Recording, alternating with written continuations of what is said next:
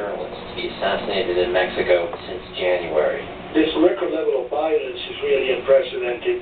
Carlos Lauria is the head of the Americas program at the Committee to Protect Journalists.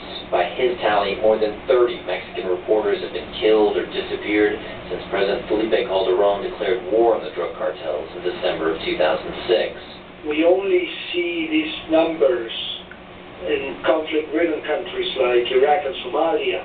Lauria said the drug cartels in Mexico have intimidated or corrupted the media to the point where in some parts of the country, crime coverage has disappeared entirely.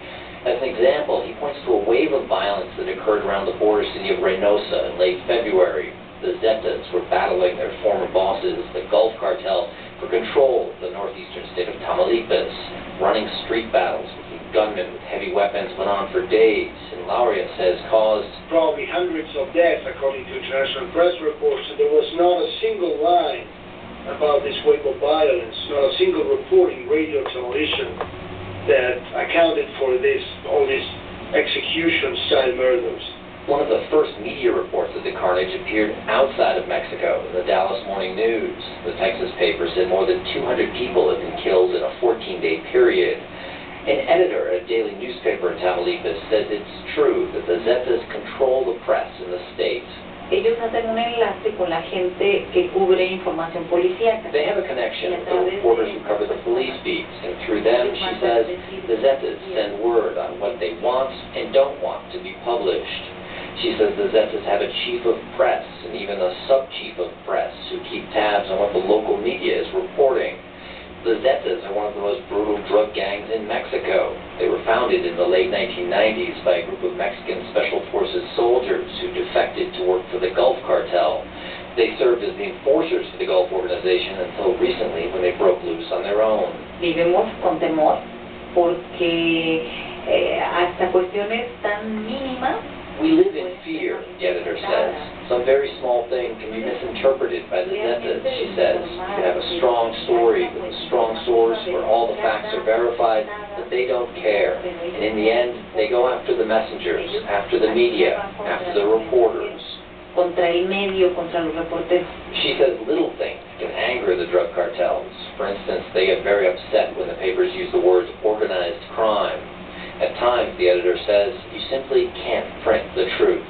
Estamos amenazados. Es triste, lo único que tenemos que hacer es cuidar a la familia y a la gente. We are threatened. It's sad, she says.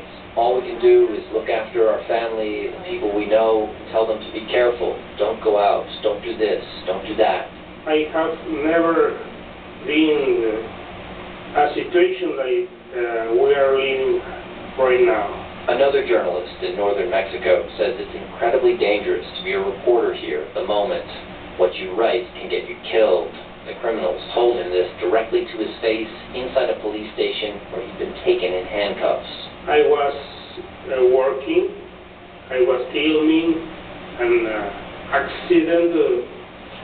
automobile accident. He speaks in English in an effort to make his voice less recognizable. He says 2 men in plain clothes told him to stop filming. When he refused, he was arrested. At the police station, a man who introduced himself as the chief of press for a local gang told him that if he wrote about the accident, they would kill him. They tried to intimidate and say me, do you don't love your family? No, yes, I love my family. Okay, so think about your family when you are going to write this. Because we know where your family, they know all about us. They told him that he had been warned, and there would be no second warning. Many Mexican journalists haven't been so lucky.